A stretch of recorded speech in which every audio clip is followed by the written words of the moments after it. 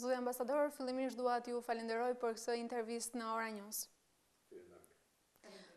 Zoti ambasador, sipas të dhënave të fundit nga Ministria e Brendshme Gjermane, vetëm gjatë muajit mars nga shteti shqiptar janë larguar për të kërkuar azil drejt Gjermanisë 3.000 persona.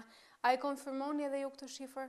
Ich kann bestätigen, dass im März genau Po, unë mund të konfirmoj këtë numër, madje më saktë është bëhet fjalë për një numër prej 3.020 shqiptarësh dhe shqiptaresh, të cilat kanë bërë pikërisht aplikimet e tyre për azil në Gjermani. Të tjerë, mjaft shumë të tjerë kanë njoftuar dhe kanë paralajmëruar se do të bëjnë një aplikim të tillë. Madje mund të them gjithashtu se vetëm në 3 muajt e parë të vitit 2015 është shënuar një shifër prej 13.000 shqiptarësh, të cilët ose kanë njoftuar pra paralajmëruar që do të bënin aplikimin për azil në Gjermani, ose e kanë bërë tani më atë. Dëshiroj gjithashtu të them që ky zhvillim është vërtet mjaft shqetësues pikërisht për nga njëra anë për Gjermaninë, pasi është një zhvillim i cili e rëndon në mënyrë të konsiderueshme tërë sistemin e azil kërkimit në Gjermani, bëhet fjalë për më së shumti pra për raste emigrantësh ekonomik të cilët vinë nga Shqipëria dhe kërkojnë azil atje, por nga ana tjetër është një problem ekonomik edhe për vetë Shqipërinë, pasi shifra të tilla masive sigurisht që shkaktojnë rënje të numrit të popullsisë edhe këtu në Shqipëri, çka do të përbënte pikërisht një zhvillim shqetësues edhe për ekonominë e vendit. Ju flisni për një shifër prej 13.000 deri aktualisht. A është kjo shifra më e lartë krahasuar me të njëjtën periudhë të viteve të tjera? Por mendoj që është vërtet një shifër e cila është rritur në mënyrë dramatike krahasuar me periudhat e mëparshme. Vitin e shkuar, nëse do të bënim një krahasim, vetëm vitin e shkuar ne kemi patur një shifër prej 8.000 shqiptarësh pra që kanë bërë aplikimet e tyre apo kanë kërkuar azil në Gjermani. Nëse krahasojmë këtë shifër me vetëm ato të 3 muajve të parë, 13.000 kërkesa për azil të synuara apo të bëra tani më, e shikoni dhe vetë se cili është dallimi, cili është ndryshimi. Zoti ambasador, ju thonin që numri më i lartë i kërkuesve për azil janë ata që synojnë azilin ekonomik, por nëse mund të ndalemi në shifra, si është raporti mes shqiptarëve që kërkojnë azil ekonomik dhe shqiptarëve që kërkojnë azil politik?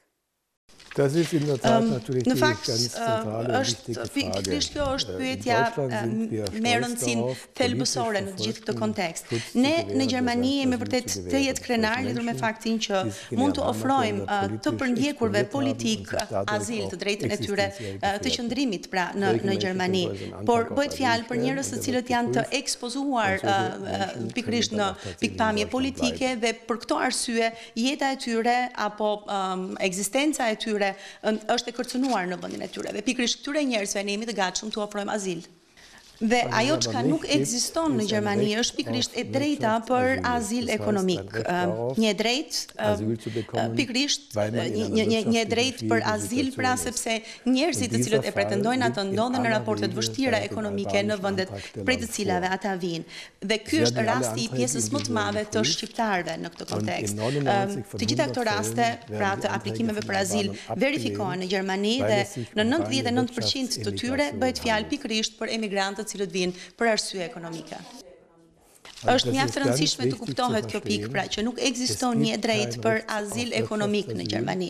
Dhe për këtë arsye dëshiroj t'ju bëj thirrje të gjithë shqiptarëve të mos përpiqen pra që të bëjnë aplikimet e aplikojnë për azil ekonomik në Gjermani, sepse pas disa javësh apo muajsh do të duhet sërish të rikthehen në Shqipëri dhe do të jetë vërtet shumë më e vështirë për ta të rinisin një jetë të re në vendin e tyre. Pra deri tani që flasim nuk ka asnjë shqiptar që ka përfituar një azil ekonomik dhe ndoshta kjo duhet të jetë rasti që gjithë ata që synojnë këtë gjë të mos përpiqen më për të përfituar një azil ekonomik në Gjermani. Këtë po thoni zoti ambasador? Pikërisht këtë u përpoqja të them dhe shifra prej 99% e refuzimeve të aplikimeve për azil pra në Gjermani e bën mjaft të qartë këtë rrethan që unë u përpoqja të theksoj. Nëse ju pyesni se ç'ndodh me 1%-in, sigurisht që ka rrethana të caktuara të cilat mundësojnë edhe një vendimarrje pozitive në këtë drejtim. Lidhur me këto rrethana, unë nuk dua të sqaroj më tej, por besoj e kuptoni që dallimi është mjaft i madh midis shifrave që janë vendosur pozitivisht dhe asaj negativisht. Referuar shifrave që ju po jepni, zoti ambasador, natyrisht flitet për një fenomen të shtuar, veçanërisht gjatë këtij viti dhe ndoshta edhe gjatë muajit mars. Në opinionin tuaj, cilat janë arsyet që i çojnë shqiptarët aktualisht në këtë periudhë që t'i drejtojnë shtetit gjerman për të përfituar një azil ekonomik? Për fat të keq, lidhur me këtë pyetje, mua më duhet të them që nuk kemi të dhëna statistikore të sakta. Pra thjesht më duhet të spekuloj rreth motiveve që i shtyn shqiptarët. Një pjesë e tyre mendoj se ka të bëjë me faktin që persona të papërgjegjshëm zhvillojnë bizneset e tyre, bëhet fjalë këtu pikërisht për trafikantët e qenieve njerëzore, të cilët sigurisht kanë një interes lidhur me këtë lloj zhvillimi. Dhe së dyti, ndoshta kemi të bëjmë me një efekt ngjitës të fenomeneve të ngjashme që vijnë nga vendet të tjera të rajonit, sikurse janë zhvillimet e fundit kanë qenë zhvillimet e fundit në Kosovë. Dhe sigurisht duke u rikthyer atë arsye së parë, persona të tillë të papërgjegjshëm, pra trafikantët e qenieve njerëzore, kanë interes edhe në shpërndarjen e thashëthemeve të tilla, sikur në Gjermani të gjithë këta njerëz të cilët shkojnë drejt këtij vendi, pra mund të gjejnë atje jetën e ashtu quajtur të ëmbël. Madje unë kam dëgjuar edhe thënie të tilla sipas të cilave ndoshta edhe personalitetet larta, sigurisht mund të jetë Kancelaria Federale, kanë premtuar vende pune apo banesa pikërisht për këta njerëz. Dhe ky është nonsensi më i madh. Njerëzit thjesht duhet të dinë që në momentin që mrin në Gjermani, ata thjesht do të fliten në një, po themi, strukturë si punë kampi pritjeje, dhe pas disa javësh kur aplikimi i tyre të jetë verifikuar plotësisht, atyre në masën 99% do të duhet të rikthehen në Shqipëri. Zoti ambasador, në disa qytete të vendit thuhet se pjesa më e madhe e emigrantëve që kanë vajtur në Gjermani kanë arritur që të punësohen, sikundër edhe vetë kompanitë gjermane janë të interesuara që të punësojnë emigrantë. Cila është përgjigjja juaj ndaj këtyre thënieve që shfaqen në disa qytete të Shqipërisë? Në fakt, në këtë pikë do të na duhet të bëjmë një diferencim mjaft të saktë dhe të qartë. Është e saktë ajo që thoni që në Gjermani kërkohet fuqi punëtore dhe që pikërisht për fakt edhe të zhvillimeve pozitive që ka ekonomia gjermane, vinë edhe emigrantë të shumtë nga vendet e Evropës juglindore, të cilët punësohen atje.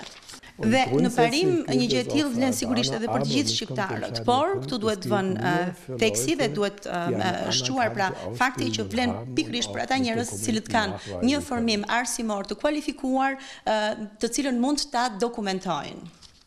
Dhe sigurisht të gjithë ata shqiptarë, të cilët i plotësojnë pikërisht këto kushte, pra kanë një formim arsimor të kualifikuar dhe mund ta dokumentojnë atë në mënyrë të besueshme, ata mund të udhtojnë në Gjermani në kuadër të liberalizimit të vizave, pra të lëvizjes së lirë. Mund të kërkojnë atje një vend të përshtatshëm pune, të lidhin një marrëveshje pune apo një kontratë pune pikërisht me punëdhënësin, thehen në Shqipëri, të paraqiten pranë ambasadës gjermane dhe të kërkojnë, të aplikojnë një vizë afatgjat pikërisht me qëllim lidhjen e një marrëdhënie punësimi në Gjermani. Por sigurisht kjo është diçka krejtësisht e ndryshme nga ajo e të udhëtuarit thjesht në Gjermani dhe e të thënit atje që unë dëshiroj të aplikoj për azil këtu në Gjermani. Pra këtu do të bërë dallimi i qartë. Dhe një pikë tjetër dëshiroj të theksoj në këtë kontekst, pikërisht të gjithë ata azilantë, ata emigrantë shqiptarë, të cilët kanë kërkuar azil në Gjermani dhe në një moment të caktuar nuk pranojnë të kthehen, pra pasi është marrë vendimi, nuk pranojnë të kthehen me dëshirën dhe vullnetin e tyre në Shqipëri, ata sigurisht që i heqin vetes mundësinë e të shfrytëzuarit pra të rrugëve të tilla të ligjshme për të shkuar sërish në Gjermani dhe për të punësuar atje në mënyrë të ligjshme sipas rrugës që unë ju shpjegova. Ndaj edhe njerë apeli im drejtuar shqiptarëve, ju lutem mos u përpiqni pra që përmes rrugëve të tilla të kërkoni azil në Gjermani, nuk funksionon. Ajo çka do të arrini do të jetë thjesht dëmi i vetes dhe jetës tuaj. Kjo do të thotë që ata që nuk përfitojnë në azil gjithsesi nuk kthehen në Shqipëri, zoti ambasador. Ne kemi vënë rikthime nga vendet të tjera të Bashkimit Evropian, por jo nga Gjermania. Mund ta sqaroni si qëndron e vërteta? Jo, unë mendoj që ka edhe shqiptarë të cilët janë kthyer përmes fluturimeve të organizuara pikërisht nga Gjermania në Shqipëri për ata persona të cilëve u është refuzuar kërkesa dhe aplikimi për azil. Por sigurisht bëhet fjalë fillimisht për ata të cilët nuk pranojnë të kthehen në mënyrë vullnetare në Shqipëri. Pasi e para, domethënë fillimisht u jepet atyre drejta për të kthyer në mënyrë vullnetare në Shqipëri. Zoti ambasador, ju folët me shifra vërtet alarmante për shtetin shqiptar, por është ky një fenomen që ndodh vetëm në Shqipëri apo ka raste të ngjashme, ndoshta në të njëjtat shifra edhe me vende të tjera të rajonit apo edhe me Kosovën? Nein, das ist also ein Phänomen, das fast die Jo, kjo është një zhvillim në fakt që ka prekur të tërë rajonin, madje prej disa muajsh, dhe vendin e parë, po themi në të gjithë këto zhvillime e zë Kosova. Vetëm për muajin mars, Kosova ka shënuar një shifër prej 12.000 aplikimesh për azil. Por ky zhvillim shënohet sigurisht në shifra shqetësuese edhe në Serbi, në listën e publikuar pak kohë më parë, Serbia ishte një vend pas Shqipërisë. Shifra të tilla shqetësuese ka pastaj edhe nga Maqedonia dhe nga Bosnia Hercegovina.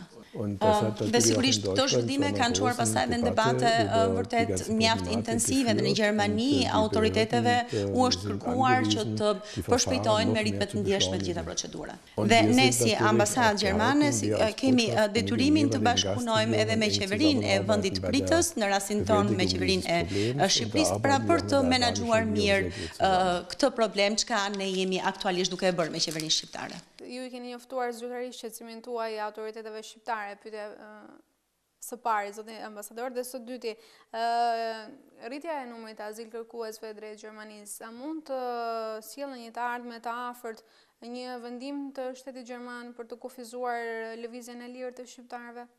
Lidhur me pjesën e parë të pyetjes, sigurisht ne jemi në kontakt vazhdueshëm me qeverinë shqiptare, i kemi informuar vazhdimisht lidhur me shifrat që unë ju përmenda dhe ata janë në dieni të plotë të këtyre shifrave, bashkëpunojmë mjaft mirë me njëri tjetrin dhe qeveria shqiptare në dienin time është duke bërë gjithçka ka të mundur pra për menaxhimin me sukses. Dhe lidhur me pjesën e dytë të pyetjes, po është saktë, në fakt ka një lloj mekanizmi të parashikuar prej strukturave të Bashkimit Evropian që në rast nevoje mund të aplikohet pikërisht për të kufizuar apo për të pezulluar, po themi, liberalizimin e vizave. Mendoj gjithsesi që kjo çështje apo kjo pyetje nuk është me rëndësi aktuale për momentin, por është gjithsesi mirë të dihet që një mekanizëm i tillë ekziston. Dhe e rëndësishme gjithashtu që të kuptohet në Shqipëri që lidhur me këto mas emigrimi, këtë mas shqetësuese emigrimi, nuk është se kemi ne, thjesht dhe vetëm ne pra problemin, por mendoj që edhe Shqipëria ka një problem me këtë. Unë e kuptoj mjaft mirë që në rajonet caktuara ekziston një nivel i skajshëm ose shqetësues, po themi, varfërie, por mendoj që një emigrim i tillë masiv do të përbënte një problem shqetësues social dhe ekonomik edhe për këto rajone. Ndaj mendoj që do të ishte vërtet e këshillueshme për të gjithë faktorët, për shtetin, për qeverinë, për politikën, për partitë, pikërisht që të paralajmërojnë qytetarët ndaj zhvillimeve të tilla. Zoti ambasador, së fundmi lejoni edhe një herë t'ju falenderoj që mesazhet tuaja për shqiptarët i përsollët përmes ekranit tonë. Faleminderit. Ich danke Ihnen auch. Ju falenderoj gjithashtu.